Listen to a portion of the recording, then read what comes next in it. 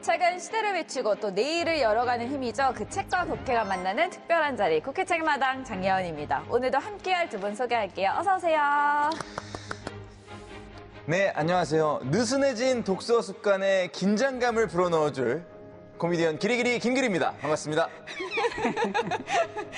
네, 안녕하세요. 에디터 박혜진입니다. 반갑습니다. 어머, 혜진 씨.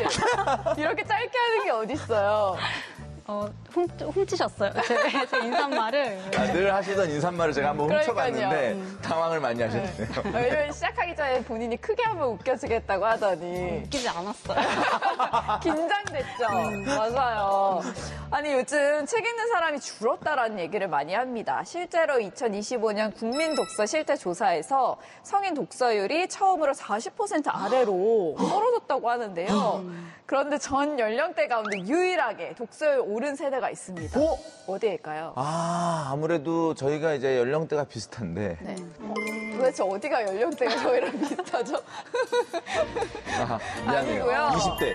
맞습니다. 20대입니다. 요즘은 책을 읽는 것도 하나의 취향처럼 또 즐기는 문화가 생겼다라고 해요. 이런 흐름을 텍스트 힙이라고 하는데요. 텍스트 힙? 네. 텍스트 힙하다. 맞나요? 맞아요. 책 읽는 게 힙하다라는 거를 이제 텍스트 힙이라는 말로 표현을 하는 건데 확실히 그 20대의 독서율이 많이 증가했다고 합니다. 근데 예전에는 책을 읽는다 그러면 뭐 지식, 교양, 공부 이런 이미지를 떠올렸다면 요즘은 책을 읽을 때 뭐 문장을 올린다거나 아니면 친구 추천하거나 이런 걸 내가 재밌게 읽은 걸 또 컨텐츠로 만들어서 공유한다거나 하는 방식으로 그냥 책을 가지고 노는 문화가 더 강해진 것 같아요. 네. 그만큼 책을 좀 어렵게 생각하지 않아도 된다라는 걸 텐데요. 책 읽기 부담스러우신 분들은 어떻게 좀 시작하면 좋을까요? 저 같은 경우는요, 화장실에 핸드폰을 안 들고 가거든요. 그러면 너무 심심해서 견딜 수가 없어요. 근데 책을 하나 이렇게 비치해 둡니다. 그러면은 너무 심심해서 조금이라도 읽을 수밖에 없어요. 화장실에서 심심할 만큼 오래 계신다라는 걸로 봐도 될까요? 경우에 따라서는 좀 네. 오래 있을 수도 있잖아요. 유부남 분들이 화장실에서 화캉스를 즐긴다라는 말이 있는데 그거일까요, 기리 씨도? 왜 그렇게 화장실이 좋은지 모르겠어요. 이유 잘 모르겠습니다. 네. 저는 아무래도 서점부터 가보라라고 말씀을 드리고 싶은데 근데 서점을 못 가겠다 하시는 분들은 저희가 국회 책마당에서 소개해 드릴 테니까 이번 여름 책과 조금 더 가까워지는 시간 보내셨으면 좋겠습니다. 그럼 오늘 함께할 책 한 권의 주인공 누구인지 힌트 화면으로 만나보시죠.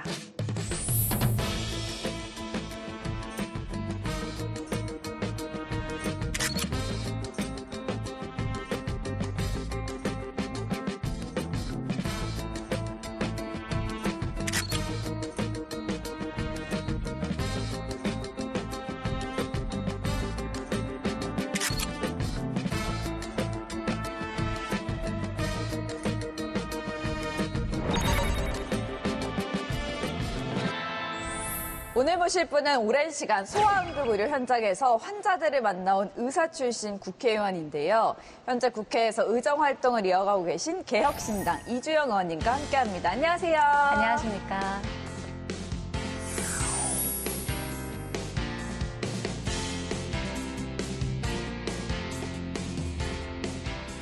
반갑습니다. 의원님 오랫동안 의료 현장에서 일하시다가 이제 국회에 오신 케이스인데요. 현장에서 느꼈던 문제들을 직접 정책으로 바꿔보고 싶다라는 마음이 좀 드셨을 것 같아요. 의정 활동하시면서 국회에 오길 잘했다라고 느낀 순간이 있으실까요? 사실 국회의원이 돼도 한 명이 굉장히 많은 변화를 만들기는 현실적으로 어렵거든요. 저뿐만이 아니라 아마 300분 다 그렇게 생각하실 텐데 그럼에도 불구하고 제가 현장에 있을 때 답답한 이야기를 할 때는 그때는 뭔가 한 명의 하소연에 끝났다면 지금은 뭔가 그것이 좀 대표성을 띠거나 조금 더 누군가에게 들리는 목소리가 되었다는 것이 가장 보람 있는 부분이고 또 하나는 내가 뭔가를 만들 수는 없지만 무언가 누군가 보고 있지 못한 부작용이나 어려움이 있는 것에 대해서는 이런 문제가 있다고 이야기를 했을 때 그런 것들이 잘 반영된다는 것이 밖에서는 잘 보이지 않지만 저만 느낄 수 있는 또 보람이고 실질적으로도 국민들께 도움이 되는 부분인 것 같습니다. 올해 초에는 윤한덕상도 받으셨대요. 어떤 상인지 살짝 소개해 주신다면. 윤한덕상은 예전에 이제 응급의료에 정말 깊게 투신을 하셨고 응급의료 진료 현장뿐만 아니라 대한민국 응급의료 시스템을 잘 구축하는 데 가장 기여를 많이 하셨던 윤한덕 선생님 지금은 이제 돌아가셨는데요. 그분이 우리나라 응급의료에 하시고자 했던 그 뜻을 기리기 위해서 원래는 응급의료에 큰 기여를 한 분들께 드리는 상입니다. 그런데 저는 사실 그렇게 큰 기여를 아직 한 것은 아니고 또 현장에서는 훨씬 더 열심히 하고 계신 분들이 계시고 또 정책적으로는 아직 가야 할 길이 멀긴 한데 그래도 좀 더 열심히 좀 잘 좀 해봐라 하는 뜻에서 주신 것 같았어요.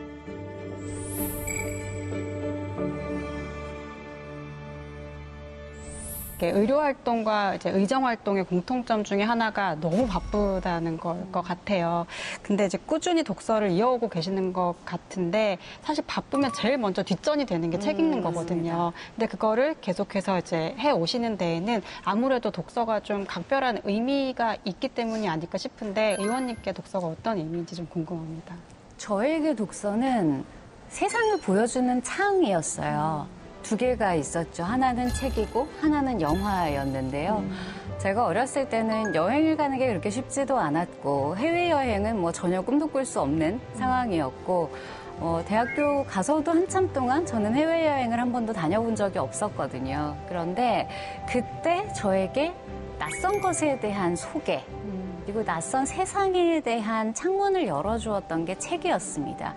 그래서 보통은 이제 일이 바빠지면 자기계발서라던가 뭔가 실용서적들을 조금 더 보게 되는데 저는 개인적으로 똑같은 비중으로 고전을 조금 더 많이 보려고 해요. 그래서 그것이야말로 내가 모르던 세상을 보게 해줌과 동시에 내가 직접 대면해서 알 수 없는 타인의 생각을 있는 그대로 저에게 들려주는 통로이기도 하거든요. 그래서 저는 독서야말로 저에게뿐만 아니라 특히 우리 아이들이 세상을 이해하는데 가장 좋은 도구다 이렇게 생각합니다. 세상을 이해하는 도구가 책이다라고 말씀하셨는데 그럼 오늘 의원님이 가져오신 책 한 권 어떤 책인지 같이 한번 빠르게 얘기 나눠보도록 하겠습니다. 어떤 책 가져오셨을까요? 오늘 제가 가져온 책은 후카이 케사오의 꿈을 향해서입니다. 이 책은 어떤 책인지 일단 편집장님이 얘기해 주시죠. 네, 이 꿈을 향해서는 이제 일본에서 사업도 하고 또 사회 공헌 활동도 펼쳐온 후카이 케사오가 쓴 책입니다. 이 책에 부제가 붙어 있어요. 어린이들의 꿈을 키워주는 30가지 습관입니다. 이 꿈을 키워가기 위해서 뭐 대단히 이제 거창한 목표를 이야기하기보다는 이제 아이들이 일상에서 실천할 수 있는 그런 작은 습관을 통해서 스스로 성장하는 법을 이제 길러주는 책이에요. 아이들에게는 좀 좋은 습관을 그리고 부모에게는 어떻게 하면 아이들을 좀 바라보고 이끌어야 하는지에 대한 관점을 이야기하는 책인데 저는 이 책을 보면서 이게 아이들에게만 중요한 게 아니라 어른에게도 굉장히 중요한 시사점을 준다고 생각했어요. 왜냐하면 우리도 일을 하다 보면 때때로 권태에 빠지고 슬럼프에 빠지잖아요. 근데 그럴 때 가장 큰 도움이 되는 게 작은 성취를 통해서 성장하는 이제 법을 깨닫는 거더라고요. 그래서 이게 이제 아이들만이 아니라 우리 성인들에게도 꿈을 지속할 수 있는 이제 습관을 키워주는 책이 아닌가 싶습니다. 네. 의원님은 새 아이의 엄마이기도 하시잖아요. 네. 이 책을 골라오신 이유와도 좀 연관이 있을까요? 네, 제가 아이들이 어렸을 때, 저희 애들이 이제는 좀 컸는데요. 아이들이 어렸을 때 저도 엄마가 처음이니까 육아 관련된 서적을 많이 읽었어요. 그래서 그때 읽은 여러 책 중에 일단 짧고요. 두 번째는 아이들과 부모가 함께 읽을 수 있는 포맷으로 구성이 되어 있습니다. 제가 반복해서 아이들에게 함께 읽으면서 이야기할 수 있는 책이기 때문이에요. 보통 너무 길거나 어려운 책들은 저 혼자 한 번 읽고 많은 책이 되곤 하는데요. 이 책의 경우에는 여러 번 함께 읽을 수 있고 필요한 부분을 찾아서 다시 읽을 수 있다는 면에서 부모와 아이의 유대관계에도 대단히 좋은 영향을 주는 책이었습니다. 그럼 아이랑 같이 문제가 생기면 같이 이걸 찾아봐서 그렇게까지 하지는 않아요. 제가 잔소리를 할 일이 있을 때 이렇게 찾아서 이렇게 얘기를 하면 듣고 싶어 하진 않죠.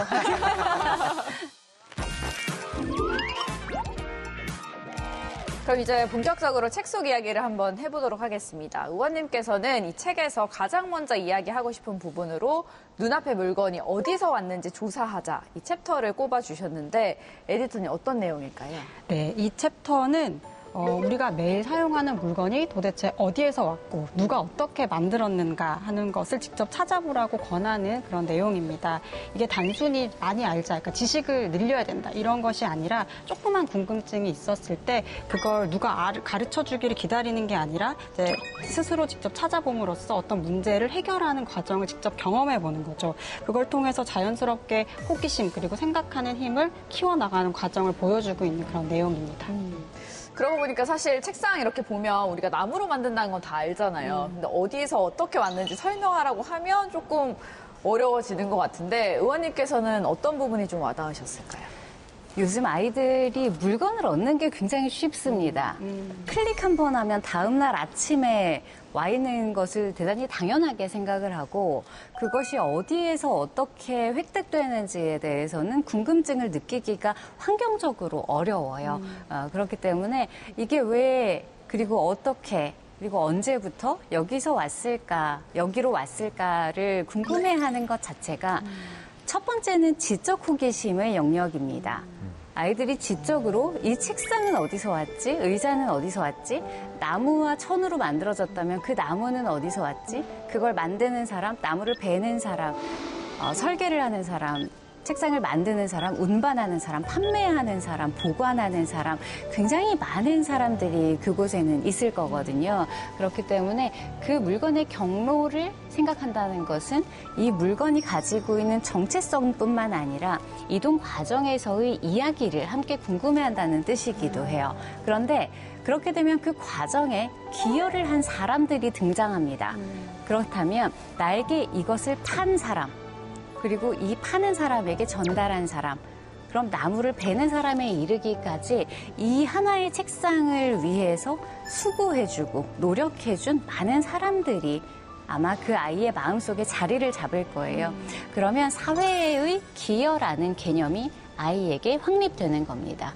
그러면 누군가가 이것을 수고해준 덕분에 이 물건이 나에게 왔다는 개념이 생김과 동시에 아이에게는 감사의 마음이 싹 트죠. 지금 이 순간만 해도 그렇습니다. 아마 화면에는 저만 나오겠지만 또 여기 촬영을 해주시는 여러분들의 수고가 있기 때문에 이 방송이 가능한 것이거든요. 병원에서도 그렇습니다. 의사만 있는 것이 아니라 간호사, 간호조무사, 그리고 그 주변을 청소해 주시는 여사님들까지, 국회도 마찬가지죠. 저희 방에 있는 부자직원들, 그리고 저희가 입법을 할 때 입법조사처에서, 그리고 상임위에서 일해주시는 수많은 분들, 그리고 그 외의 국회 직원분들에 이르기까지 단 한 명 혹은 단 하나의 직종으로 이루어지는 사회는 없습니다. 서로의 일에 대해 깊은 이해와 감사를 가지고 함께하는 것이 저는 정말 중요한 일이라고 생각합니다. 이야기가 깊습니다, 정말. 저는 다른 각이긴 한데 어렸을 때 이렇게 생선 반찬 같은 거 먹으면은 이제 이게 어떤 과정을 통해서 왔는지는 생각은 못했고 그냥 이 친구가 어떤 바다에서 어떻게 헤엄치다가 이 밥상까지 올라가게 됐을까? 이 생선은 어떤 꿈이 있었을까? 그런 생각을 했어요? 그래서 되게 상상력이나 감수성에도 굉장히 도움이 많이 되는 것 같아요. 정말 중요한 말씀이죠. 진짜 저는 살면서 단 한 번도 어렸을 때 해보지 않았던 생각 해보셨어요? 아니요, 이걸 내가 다 먹을 수 있을까? 그 사이에 누가 뺏어가진 않을까 저는 그런 생각. 고등어가 더 맛있는데 이런 생각하면서 엄마는 머리가 더 맛있나 보다. 아니 근데 이 책의 특이한 점이 사실 부모님께 전하는 글도 있다 그래서 기리 씨가 직접 좀 읽어주시면 좋을 것 같아요. 네, 제가 한번 읽어드리도록 하겠습니다. 인생을 개척하는 원동력은 호기심에 있다고 할 수 있습니다. 왜? 라고 끈질기게 질문하는 아이를 야단쳐서도 안 되겠지만 자상하게 가르쳐주기만 할 것이 아니라 스스로 조사하는 방법을 가르쳐 주십시오. 조사하는 것이 습관이 되면 일상이 발견으로 가득 찹니다.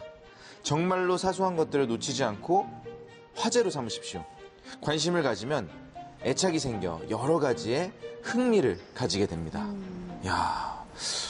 이게 정말 아이보다 부모에게 더 이렇게 무겁게 다가오는 대목이라고 생각을 하는데요. 궁금하면은 사실은 어른들은 빨리 이걸 알려줘서 이제 해결하려는 어떤 본능 같은 게 있어요. 귀찮기도 하고. 네. 근데 그걸 인내하면서 아이한테 스스로 찾아나가게끔 이렇게 가르치라는 얘기인데 우리 또 의원님께서 새 아이의 엄마라는 이야기를 들었습니다. 어떻게 이렇게 좀 아이들을 교육하면서 이런 순간에 맞닿을 때가 있으실 것 같아요. 네, 정말 많고 특히 저희 막내는 그 질문봇이라고 할 정도로 질문을 정말 많이 쏟아내거든요. 그러면 이렇게 솔직히 말씀드리면 네. 바로 대답을 해주기 어려울 때도 많잖아요. 그렇죠. 그러면 일단 너는 왜 그렇게 생각해? 이렇게 좋은 먼저 방법이다. 한번 이야기를 해보면 본인이 이미 약간의 생각은 하고 있어요.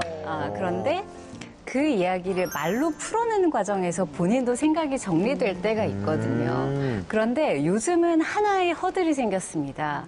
바로 AI이죠. 아이들이 부모에게 물어보기도 전에 바로 AI에게 물어보면 굉장히 그럴듯한, 대체로 맞는 말이긴 하지만 검증이 필요한 그런 답변들이 도출됩니다. 네, 그런 부분이 있기 때문에 항상 아이들에게 요즘은 질문에 대해서 답변을 유도하는 것도 있지만 그런 것의 위험에 대해서 같이 강조를 해주기도 하고요. 저는 또 답변을 할 때 엄마는 이렇게 생각하는데 여기에 대해서 너는 또 어떻게 생각해? 그래서 마지막을 항상 다시 질문으로 끝내는 그런 편이에요. 보니까 이게 굉장히 시간이 많이 들어가고 체력이 많이 들어가겠네요. 맞아요. 이걸 한다는 자체가. 그렇네요, 진짜. 제가 이렇게 포장을 해서 그렇지. 그래서 너는 왜 그렇게 생각하는데? 핸드폰 만지면서 왜 그렇게 생각하지? 리얼한데요? 자, 이번에는 의원님께서 꼽아주신 습관으로 한번 가보겠습니다. 책에선 갖고 싶은 것이 있다면 그것을 부탁할 사람에게 네모를 써보라 라고 얘기를 하는데 여기서 네모는 뭐였을까요? 마음을 써보라? 오, 너무 뻔한데요? 돈을 써보라. 신박합니다. 차용증을 써보라. 근데 합의서를 써보라. 마음 쓰는 것만큼이나 돈을 쓰는 것도 마음을 쓰는 거니까. 진부합니다. 그래요? 요 질문의 정답은 뭘까요, 의원님? 정답은 편지입니다. 아하. 이 편지라는 게 사실 저는 되게 그 성장을 하면서 중요하다고 생각해요. 근데 저는 편지를 자주 쓰는 습관이 있기는 해가지고 좋아하는데 이거를 고르신 이유가 있을까요? 여기서 말하는 갖고 싶은 것이라는 거는 물건에만 국한되는 게 아니거든요. 어떤 사람의 마음을 갖고 싶을 때도 있을 네. 거고요. 어떤 사람의 동의를 갖고 싶을 때도 있을 거고요. 그리고 나의 호감을 표현하는 것 자체, 그걸 받아달라는 것도 같은 의미일 수가 있다고 생각해요. 근데 요즘의 세상에서 이메일도 아니고 손편지를 쓰는 것은 굉장히 번거로운 일입니다. 맞아요. 그리고 여간에서는 잘 하지 않는 행동이죠. 네. 그런데 편지를 쓴다는 것은 첫 번째는 내가 하고 싶은 이야기가 분명해야 합니다. 두 번째는 대상도 분명해야 합니다. 세 번째는 내가 그 편지지를 고르고 펜을 들고 한 글자 한 글자 쓰는 과정에서 단어 하나하나도 신중하게 고르게 됩니다. 그렇기 때문에 그 과정에서 나의 감정과 생각을 가장 정확하고 정교하고 명료하게 표현하게 되는 습관, 그것이 길러지고 두 번째는 그 과정에서 내가 어디까지 말해도 되지? 내가 무슨 말은 곤란해도 꼭 해야 하지? 라는 절제와 결단 또한 길러질 수가 있는 것이죠. 그리고 그 편지라는 것은 이것을 건네주는 또 과정이 있어야 합니다. 직접 줄지, 어디에 남겨둘지, 누군가를 통할지, 그것에 따라서도 내가 이 사람과의 인간적인 관계를 어떻게 설정할지를 고민하게 되는 거거든요. 굳이 수고로움을 감수하는 것, 그것은 편지에만 이르는 것이 아니라 나의 일에도 생활에도 그런 태도를 계속해서 영위할 수 있게 도와주는 중요한 도구라고 할 수 있겠죠. 저희가 선거운동을 여러 번 경험을 했는데요. 선거운동 유세 현장에 나갔을 때 때로 다급하게 저를 잡고 종이 한 장을 쥐어주시는 분들이 종종 계십니다. 그런데 그걸 현장에서 쓰시는 분들도 계세요. 저를 만날 줄 모르고 계시다가 그 현장에서 급히 정말 편지봉투 뒷면에 종이가 없어서 여기에 씁니다 하면서도 써주시는 분들이 있어요. 그런데 타인의 필체로 저에게 이야기가 온다는 것은 그분의 목소리가 저에게 직접 오는 경험이었거든요. 그래서 현장에서 제 손에 쥐어주신 편지들은 내용을 다 기억합니다. 그래서 그 편지의 힘이 저를 내가 왜 정치를 하는가를 잊지 않게 해주는 가장 좋은 채찍이기도 하고요. 응원이기도 한 것 같습니다. 의원님께서 이 습관 이외에 또 다른 거 하나 꼽아주셨거든요. 무슨 일이든 생각한다입니다. 제목만 보면 좀 쉬워 보이는데 막상 좀 실천하려고 보면 좀 어려운 습관이거든요. 에디터님이 어떤 내용인지 읽어주실까요? 네, 저도 굉장히 인상 깊게 읽은 부분인데요. 한번 읽어보도록 하겠습니다. 울고 싶어지면 왜 울고 싶은지를 생각합니다. 왜 울고 싶냐 하면 시합에서 졌기 때문이야. 왜 지면 울고 싶을까? 억울하니까? 왜 억울하지? 지는 게 싫어서인 것 같다. 이기고 싶거든. 이기려면 어떻게 했어야 했지? 더 연습이 필요했어. 왜 연습량이 모자랐지? 그럼 다음 시합을 위해서 지금부터 연습 계획을 세우자. 울고 싶을 때도, 화가 날 때도, 즐거울 때도, 불안한 때도 언제든지 왜를 생각해보면 어떻게 하면 꿈을 이룰 수 있는지 알게 됩니다. 그냥 울고만 있으면 다음 시합에도 또 질 것입니다. 이 부분 의원님은 어떻게 읽으셨어요? 앞서서 물건이 어디에서 왔는지 조사하자라는 것이 처음 시작은 뭔가 이하학적인 그런 질문이라면 이 왜를 질문하는 것은 이상학적인 개념에서의 질문입니다. 뭔가 관념이라던가 개념이라던가 이유라던가 이것에 대해서 스스로 몰두하는 시간이거든요. 그런데 어떠한 하나의 사건이나 이야기에 대해 몰두하는 시간 자체가 개인에게 주는 큰 이익이 있다고 저는 생각합니다. 뭔가를 할 때 이유가 없거나 그것을 이끌어주는 동력이 없으면 사람은 쉽게 그만두게 돼요. 하지만 쉽게 그만두어도 되는 일로는 위대한 일을 이룰 수는 없거든요. 위대한 일이라는 것이 꼭 크고 화려한 일이라는 뜻이 아닙니다. 한 아이를 잘 키우는 일, 내가 지금 맡은 일을 잘하는 일, 오늘 이 인터뷰를 잘 해내는 이런 모든 일조차 내가 해야 하는 일들에 대해 최대한 잘하고 싶고 이 일들을 위대한 것으로 만들고 싶다는 나의 마음이 있다면 내가 이 일을 왜 하는지를 정확히 알아야 합니다. 그것이 맞고 틀리고는 중요하지 않아요. 모두에게 이유는 다를 것이기 때문에. 하지만 내가 이 일을 하는 이유, 내가 이 사람을 사랑하는 이유, 내가 이 어려움을 감수해야 하는 이유를 정확히 알고 있다면 그 사람은 포기하지 않습니다. 그리고 정확한 이유가 없다면 타협하지 않습니다.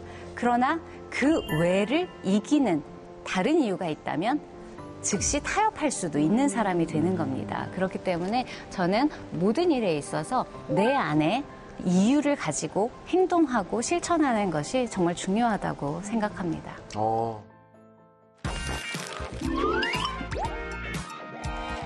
꿈을 향해서라는 책 같이 얘기 나눠봤는데 이 책과 같이 읽어보면 좋을 책을 또 추천해 주신다라고 하셨어요. 네. 꿈을 향해서가 약간 미취학 아동들과 약간 F 버전 순한 맛이라면 제가 정말 좋아하는 책은 사실은 이 책인데요. 왜 엄하게 가르치지 않는가라는 책입니다. 이 책은 다소 T 버전이면서 초등학생 9학년까지도 그 이후로도 읽으면 정말 좋을 책이에요. 학생들도요? 학생들은 좋아하진 않을 거라서 부모님과 선생님들께 추천드리겠습니다. 좋습니다. 그럼 끝으로 의원님께서 가장 마음에 드는 부분을 직접 낭독해 주실까요? 네. 좋아한다고 말씀드렸던 무슨 일이든 생각한다에 나오는 이야기인데요. 생각하고 있지 않은 것 같아도 사실은 계속 생각하고 있는 것. 이것은 꿈을 이룬 사람들 모두의 공통 요소입니다. 일상의 여러 가지 것들을 생각하면서 살아가면 그것은 습관이 됩니다. 지금 하지 못하고 있는 일을 못한다고 정해버리면 영영 할 수 없게 됩니다. 할 수 없으면 할 수 있을 때까지 노력해야 하며 또 그저 노력만 하는 것이 아니라 어떻게 노력해야 할 수 있는가를 생각해서 노력해야 합니다.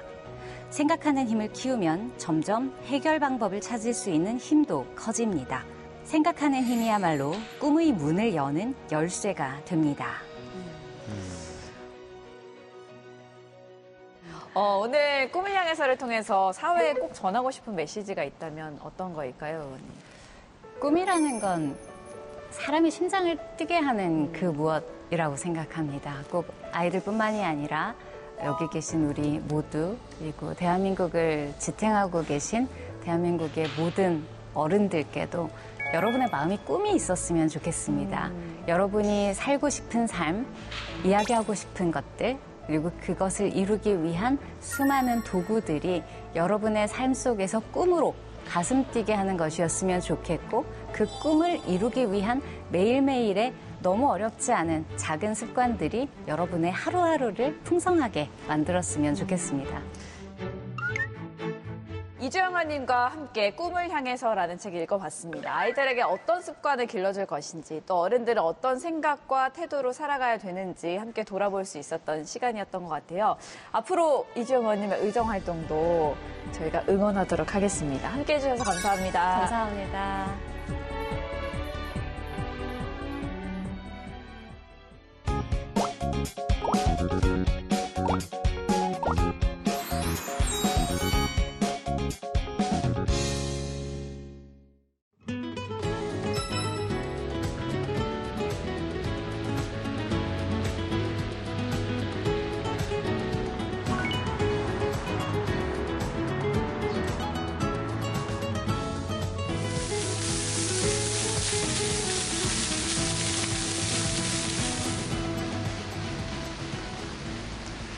뜨거운 여름이면 시원한 곳을 찾기 마련이죠. 동네를 걷다 보면 분수대에서 아이들이 놀고 있는 모습을 종종 볼 수 있잖아요. 시원한 분수를 보면서 시작하면 좋을 것 같아서 이렇게 분수대 앞으로 나왔습니다.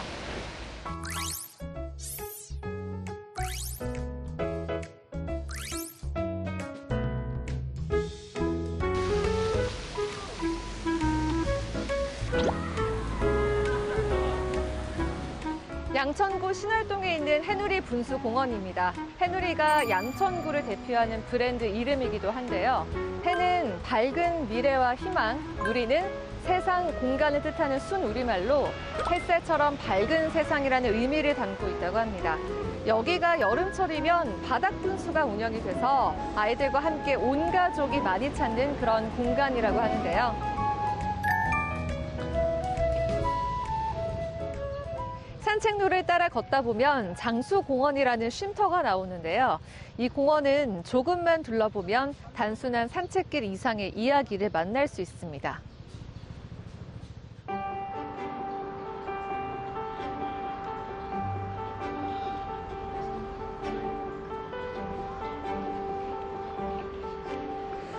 그저 작은 동네에 있는 공원인 줄만 알았는데 참전 유공자를 기리는 명비와 조선시대 열녀문이 함께 자리하고 있습니다.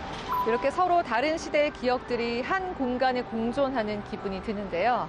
다채로운 신월동의 과거를 기억하는 공원을 지나서 새로운 이야기를 만들어가는 책방으로 가보려고 합니다.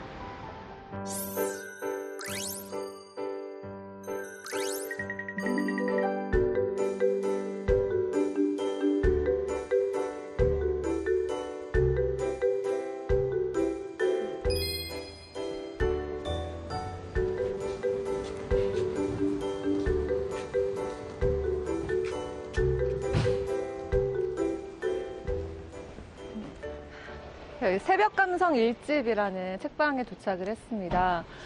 외관상으로 봤을 때는 안에 내부가 굉장히 좀 작을 것 같은데요. 아담하고 좀 귀여운 책방인 것 같아요. 고양이가 있다라고 메시지가 붙어 있는데요. 고양이도 키우시나 봐요.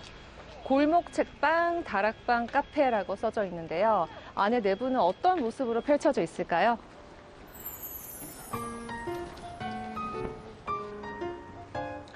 와, 진짜 너무 작고 아담한 책방인데요. 제가 지금까지 갔던 책방 중에 가장 아담한 책방이 될 것 같아요. 고양이 사진이 또 이렇게 붙어 있는데요. 고양이 어딨지? 안녕하세요. 안녕하세요. 반갑습니다. 반갑습니다. 여기 책방 내부가 너무 아늑하고 귀여운데요. 어떻게 이 공간에다가 책방을 차리게 되셨나요? 이 공간이 주는 매력이 저는 굉장히 좋았거든요. 제가 원하는 딱 책방의 모습이 동네에 아무것도 없는 그 주택가 사이에 하나밖에 없는 상가였기 때문에 이곳을 선택했습니다. 여기 보니까 2층 다락방에서 내려오시던데 여기 1, 2층으로 그럼 나뉘어져 있는 거죠? 네, 일단 이 1층 공간은 책을 구매하고 또 볼 수 있는 그런 공간이고요. 2층은 책을 읽거나 낮잠을 주무시거나 고양이와 함께 시간을 보낼 수 있는 그런 공간입니다. 여기가 새벽 감성 1집이라고 써져 있는데 약간 그 노래 음반 제목 같기도 하거든요. 어떤 뜻이에요? 제가 출판사를 운영하고 있는데 출판사 이름이 새벽 감성이에요. 그 이름을 만들었던 이유가 그 당시만 해도 제가 새벽에 계속 글을 썼었어요. 그래서 그 시간에 쓴 글이 그 시간에 자고 있는 사람들의 감성을 채워준다라고 생각해가지고 새벽 감성이라고 지었는데 그 이야기를 그대로 가져와서 새벽의 감성을 가진 하나의 압축 폴더, 1집 압축 폴더로 만들어진 공간이라고 보시면 돼요. 아, 그러니까 그 압축 폴더 공간으로 이렇게 이름을 지으셨구나. 일단 1층부터 좀 구경을 해보고 싶거든요. 저희 책방의 가장 큰 특징 중에 하나가 큐레이션이 정돈되어 있지 않다. 라는 게 가장 큰 특징이에요. 그냥 막 두서없이 꽂혀 있긴 하거든요. 그거는 제가 자리를 계속 옮겨 다니기 때문에 계속 그렇게 되는데 그때그때 보이는 책을 집어주셨으면 하는 그런 바람으로 만들었어요. 아. 누군가의 선택으로 만들어진 게 아니라 내가 직접 눈으로 보고 고를 수 있는 그런 장소이길 좀 바란 곳인 것 같아요. 이거를 읽어봐라 이렇게 추천해주기보다는 혼자 이렇게 찾아서 네. 헤맬 수 있게. 네. 아, 그 주로 어떤 책들이 좀 있는지 궁금해요. 네. 일단 이쪽에는 주로 독립출판 도서들이 좀 많이 있는 편이에요. 이쪽이랑 메인 서재에서도 절반 정도는 독립출판물이 차지하고 있고요. 그리고 일반 도서들은 책 서가에 좀 많이 꽂혀 있는 그런 곳이고요. 들어오면서 보니까 그 산티아고 순례길 얘기도 있던데 관련된 책들도 혹시 있을까요? 네, 저희가 여행책도 있고 산티아고 순례길 책도 있는데 그 이유는 제가 원래 여행 작가로 시작해서 출판사 창업하고 서점까지 왔기 때문에 여행책을 기본적으로 가져가고 있고요. 제가 산티아고 순례길을 5번 걸었거든요. 그렇기 때문에 그 이야기를 담은 책도 가지고 있고 그러다 보니까 산티아고 순례길을 다녀온 많은 사람들과 좀 교류하고 있어서 그런 사람들이 만들어진 책들도 함께 소개하고 있어요.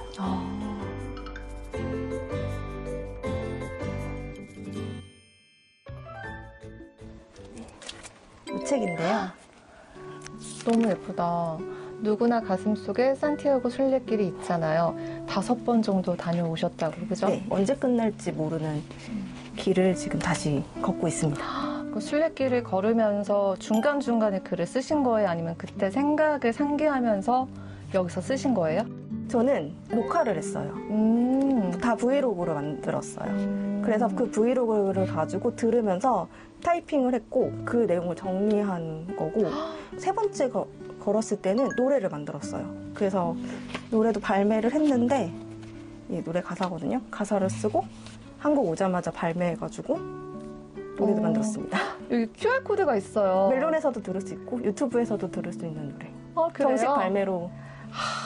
그래서 1집 새벽감성 1집하고 너무 결이 잘 맞는 처음 만난 이 풍경에 난 또 설레요.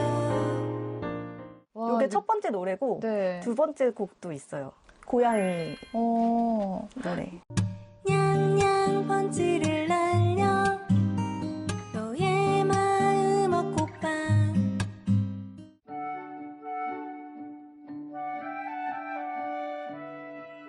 또 하나 추천해주고 싶은 여행 관련된 책들이 있다면 어떤 게 있을까요? 사진이 많이 들어간 책들 좀 좋아하는 것 같아요. 여행 관련된 책들. 사람을 소재로 한, 그래서 스쳐간 사람이라고 해서 사람들을 소재로 한 스쳐간 사람들의 이야기를 담은 그런 책.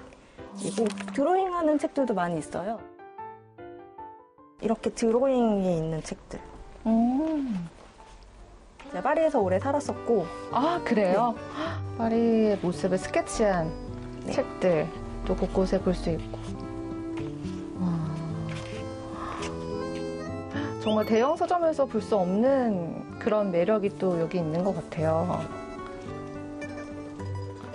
여행 서적들이 이렇게나 많이 있습니다. 와, 여행 서적들이 이렇게 또 많이 있다면 고양이 서적들이 또 여기에 몰려 있거든요. 여기에 다 몰려 있는 거죠? 고양이 서적이? 네, 반려동물 관련된 서적들은 한 곳에 또 모아놨어요. 고양이의 매력은 또 뭐라고 보십니까? 저는 책방을 다섯 자로 줄여서 말한다 그러면 고양이 같다라고 말을 하거든요. 그 이유는 작은 공간을 좋아해서 꽉 끼는 걸 좀 좋아하고, 그리고 숨어 있다가 안전하다 싶으면 나오고, 관심을 갖지 않으면 그제서야 아는 척하고, 이런 것들이 약간 책방과 비슷하다고 생각해서 그래서 고양이를 좀 좋아하는 것 같아요. 고양이 서적 중에는 좀 어떤 책을 좀 추천해주고 싶으세요?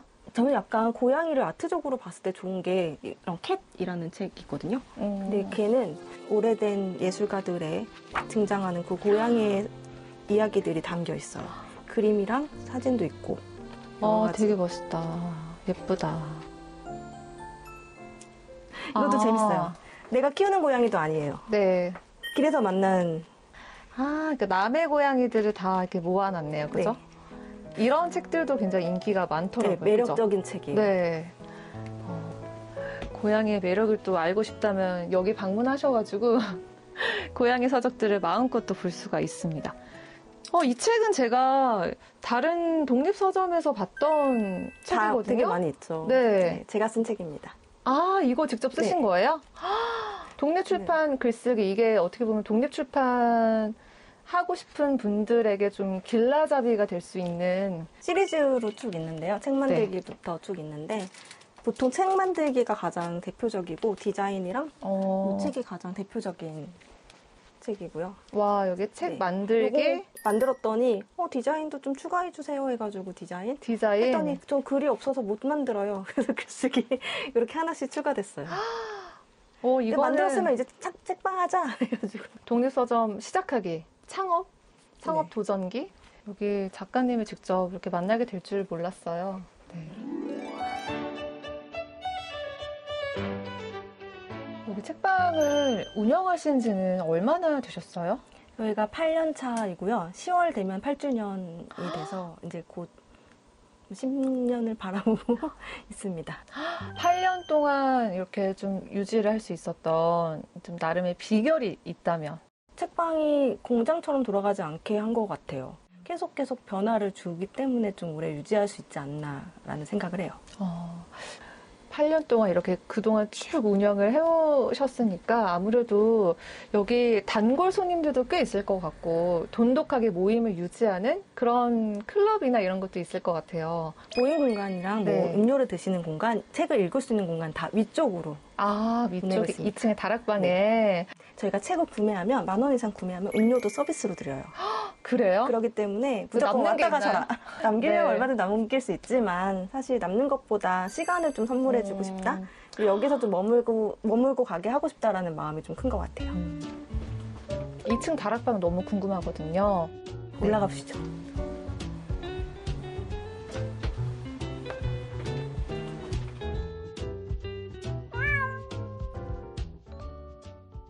다락방에 이렇게 올라왔는데요. 저희 고양이도 보이고요. 고양이 사진도 있고 고양이 그림도 이렇게 있네요. 옆에 이게 커다란 곰인형도 있어요.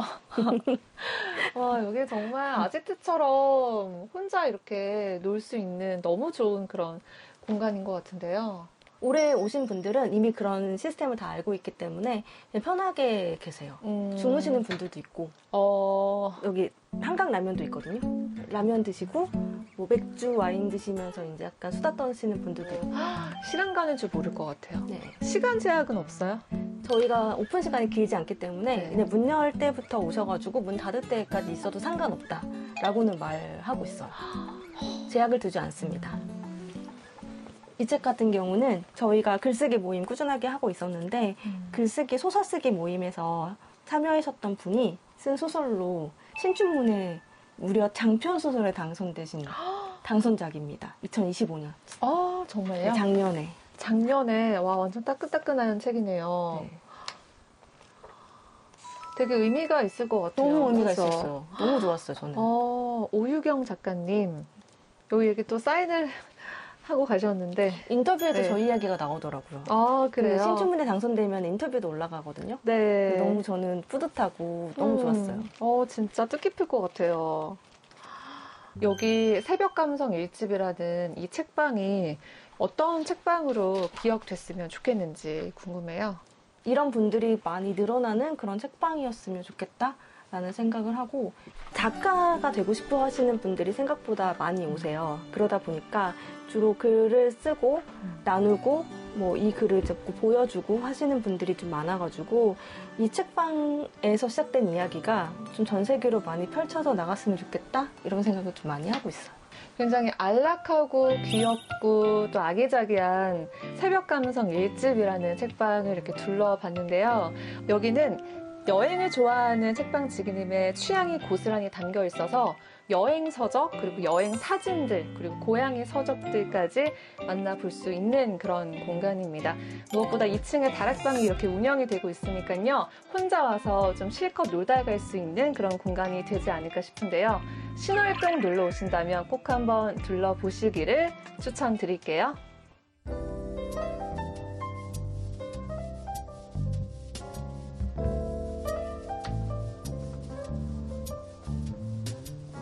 다 썼습니다. 감사합니다. 곰돌이가 필요한 어른들에게 곰돌이가 될 수 있게 노력하는 책방이 될 수 있게 할게요. 많이 응원해주세요. 그리고 언젠가 우리 길 위에서 만나요.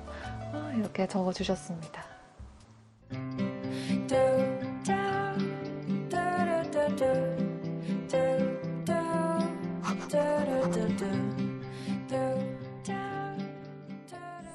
저희가 추천해드린 동네 책방 꼭 한번 다녀오시길 바라겠고요. 이번엔 기리 씨가 준비한 시간입니다. 과거 베스트셀러 차트를 다시 펼쳐보는 책으로 하는 시간여행. 길이길이 기억되고 길이길이 잊히지 않는 그때 그 책 시간입니다. 요즘 러닝 열풍이 정말 대단한데요. 이 한강만 가봐도 뛰는 분들이 굉장히 많고 이 마라톤 대회도 계속 열리고 있는데요. 두 분은 마라톤 선수하면 떠오르는 분 누가 있으신가요? 일단 저는 초등학교 때 너무 인상적이었던 황영조 선수. 그리고 손기정 선수. 그렇죠. 그리고 빼놓을 수 없는 선수가 바로 이봉주 선수입니다. 그럼요. 이봉주 선수 하면 포기하지 않는 끈기가 정말 큰 이미지인 것 같습니다. 맞습니다. 특히 많은 분들이 기억하는 이봉주 선수의 대표적인 순간이 있죠. 바로 1996년 8월 애틀랜타 올림픽 마라톤 경기입니다. 당시 이봉주 선수는 2시간 12분 39초의 기록으로 은메달을 목에 걸었는데요. 금메달과 불과 3초 차이였습니다. 3초 차이. 너무 아쉬운데요? 네. 42.19km를 달리고도 3초 차이였다는 겁니다.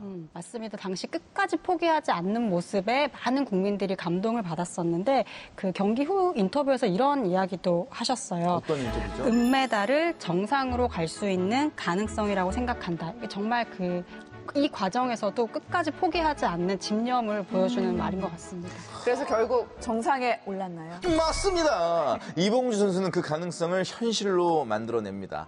실제로 이후 1998년 방콕 아시안게임 금메달, 2001년 보스턴 마라톤 우승, 2002년 부산 아시안게임 금메달까지 차지하며 황영조 이후 한국 마라톤의 전성기를 이어간 대표 선수로 자리 잡게 됩니다. 진짜 96년 여름 하면 이봉주 선수를 빼놓을 수가 없네요. 네, 맞습니다. 그래서 오늘은 이봉주 선수의 투혼이 많은 사람들에게 감동을 안겼던 그 시절 1996년 8월로 가보겠습니다. 차트 함께 보시죠. 노구치 유키오의 초학습법을 시작으로 공부가 가장 쉬웠어요 등 공부법을 다룬 책들이 눈에 띄고요. 이청준의 축제, 미셸 리노의 시인을 꿈꾸는 나무 같은 소설과 그레이엄 행콕의 신의 지문 같은 교양서까지 다양한 분야의 책들이 사랑받던 시기였습니다. 그럼 오늘 6위로 한번 가볼까요? 네, 먼저 6위 신의 지문입니다. 이코노미스트 기자 출신 작가 그레이엄 행콕이 쓴 책인데요. 우리가 알고 있는 인류 문명의 기원에 정면으로 의문을 제기한 책입니다. 저자는 이집트 피라미드와 스핑크스, 남미의 고대 유적 등 세계 곳곳의 유적들을 사라진 문명이 남긴 흔적으로 봤는데요. 마치 사건 현장에 남은 지문처럼 잃어버린 문명의 존재를 알려주는 단서라고 보고 그 흔적을 추적한 내용을 담은 책입니다. 구체적으로 어떤 내용이 담겨 있길래 독자들의 마음을 사로잡았을까요? 네, 우린 고대 이집트 문명을 가장 오래된 문명 가운데 하나로 보잖아요. 그런데 저자는 그보다 훨씬 이전, 무려 1만 4천 년 전 빙하기 이전에 고도로 발달한 초고대 문명이 존재했다고 주장합니다. 그 증거로 페루와 멕시코 등지에 각종 불가사의한 유적, 해발 3,000m가 넘는 티티카카 호수에서 발견된 수천만 개의 조개 화석 등을 제시하는데요. 특히 지금의 남극 대륙이 한때 초고대 문명의 중심지였고 기후 변화와 지각 변동으로 사라졌다는 파격적인 가설을 펼칩니다. 요즘도 미스터리나 좀 고대 문명 이야기 즐겨 들으시는 분 참 많잖아요. 이 시기에도 이렇게 좀 비슷한 관심이 있었던 거네요. 맞습니다. 학계에서는 정설과 거리가 있다는 주장이라는 평가도 적지 않았는데요. 그럼에도 불구하고 독자들 입장에서는 우리가 모르는 문명이 있지 않았을까라는 호기심 자체가 굉장한 호소력을 발휘했던 것 같습니다.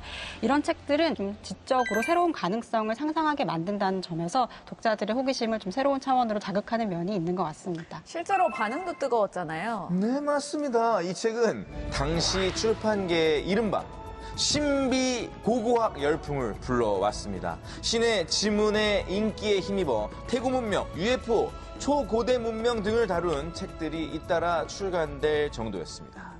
정말 상상과 호기심이 가득한 책이었던 것 같습니다. 다음으로 5위 가보시죠. 네, 이번엔 5위 이청준의 축제입니다. 제목만 보면 굉장히 밝고 신나는 책인 것 같은데 어떤 내용 담겨 있나요? 네, 축제는 어머니의 장례식을 치르기 위해 고향으로 내려온 아들이 장례를 준비하는 며칠 동안 이 가족과 고향 사람들을 다시 만나며 삶과 죽음 그리고 부모 세대의 시간을 돌아보게 되는 이야기인데요. 단순히 슬픔만 그리는 게 아니라 장례식장 안에서 사람들이 음식을 나누고 웃고 싸우고 지난 기억들을 꺼내는 모습까지 아주 현실감 있게 담아냈습니다. 들어보면 내용이랑 제목이 좀 상반되는 것 같은데 그래서 더 좀 흥미가 갑니다. 네, 그런데도 불구하고 이청준 작가는 왜 제목을 축제로 지었을까요? 특히 이 장례식을 그냥 단순히 이별의 공간이라고만 생각하는 게 아니라 사람과 기억이 다시 모이는 자리처럼 풀어낸 점이 인상적입니다.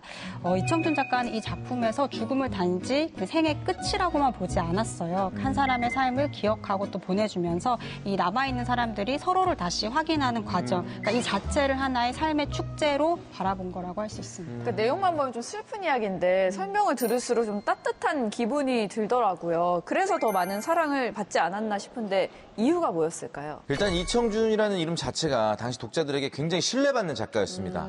당신들의 천국, 서편제처럼 인간의 삶과 사회를 깊이 있게 다루는 작품들을 꾸준히 발표해왔고요.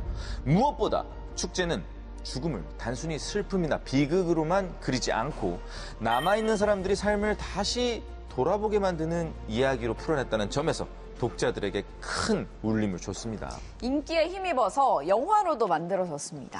맞습니다. 1996년에 임권택 감독이 영화로 만들면서 이 소설과 영화가 거의 같은 시기에 함께 화제를 모았습니다. 특히 이 작품은 임권택 감독님의 95번째 영화였어요. 그래서 이제 더 주목을 받았는데 고 안성기 배우 그리고 오정혜 배우가 출연했었고요. 이 한국의 전통적인 그런 장례 문화 그리고 가족의 정서를 섬세하게 담아냈다는 평가를 받았습니다. 네, 결국 축제는 죽음을 이야기하지만 남아있는 사람들과의 삶과 가족의 의미를 다시 한번 돌아보게 만드는 작품이었던 것 같습니다. 그래서 지금까지도 많은 분들이 이 축제라는 작품을 이청준 작가의 대표작 가운데 하나로 기억하는 것 같습니다.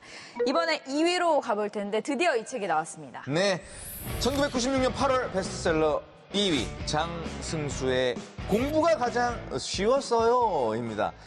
이 책은 1996년 서울대 인문계 수석 합격으로 전국적인 화제를 모았던 장승수 씨가 공사장 노동과 택시기사 등 여러 일을 병행하며 공부했던 과정과 자신만의 공부법을 풀어낸 에세이입니다. 저도 이 당시에 이 책 정말 여러 번 읽었었거든요. 책은 안 읽어보셨어도 제목은 많은 분들이 아실 것 같아요. 네, 맞습니다. 당시에도 제목 자체가 굉장히 화제였는데요. 공부가 가장 쉬웠어요 라는 제목이 알려지면서 도대체 어떤 사람이길래 이런 말을 하지 하는 궁금증이 폭발했습니다. 게다가 공사장 노동자가 서울대 인문계 수석에 합격했다는 사실까지 알려지면서 오뚜기 장승수 신드롬이란 말까지 나왔습니다. 실제로 어느 정도였길래 신드롬이란 말이 나왔을까요? 단순히 공부를 잘한 학생의 이야기가 아니라 어려운 환경에서도 포기하지 않고 자신의 목표를 이뤄낸 실제 이야기였다는 점이 독자들에게 더 크게 다가갔던 것 같습니다. 특히 이 책이 대학 입시를 앞두고 있던 시기에 출간이 됐거든요. 그래서 수험생뿐만 아니라 학부모들에게도 큰 화제를 모았던 책이었는데요. 책을 읽고 용기를 얻었다는 편지, 전화 이런 것들이 쏟아질 정도로 사회적으로 반향을 일으켰습니다. 특히 학생들은 그동안 불평만 하며 살았다. 성적 때문에 고민이다 같은 이야기를 털어놓았고 어려운 환경에서도 꿈을 이루고 싶다는 응원과 고민도 많이 전해졌다고 합니다. 당시 독자의 마음을 사로잡았던 글귀도 있을 것 같아요. 네, 많았죠. 그중에 프롤로그에 나오는 대목 하나를 소개해드리면요. 나는 희귀한 독종이 아니다. 그저 하고 싶은 일이 있어 그것에 몰두했을 뿐이다. 누구도 자신이 원하지 않는 삶을 살 필요는 없다. 우리는 우리 자신을, 운명을, 한계를 바꿀 권리가 있다. 그리고 그럴 힘이 있다. 와, 다시 읽어봐도 그 문장은 진짜 임팩트가 큰 것 같습니다. 그렇죠? 그만큼 많은 사람들이 그 공부법보다는 포기하지 않고 끝까지 해내는 그 마음, 과정에서 큰 힘을 얻었던 것 같아요. 네, 맞습니다. 오늘은 이 1996년 서점가를 통해 그 시절 사람들은 무엇에 웃고 무엇에 위로받고 무엇을 고민했는지 함께 살펴봤는데요. 다음 시간에도 책 속에 담긴 그 시절 이야기로 돌아오겠습니다.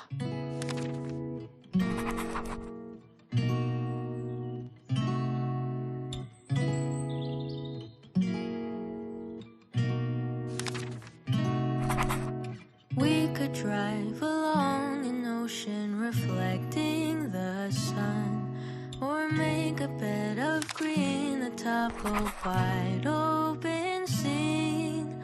Under a canvas of blue, I would draw ever nearer to you. To feel the dew on your skin, that is how it would begin. For summer is for falling in love.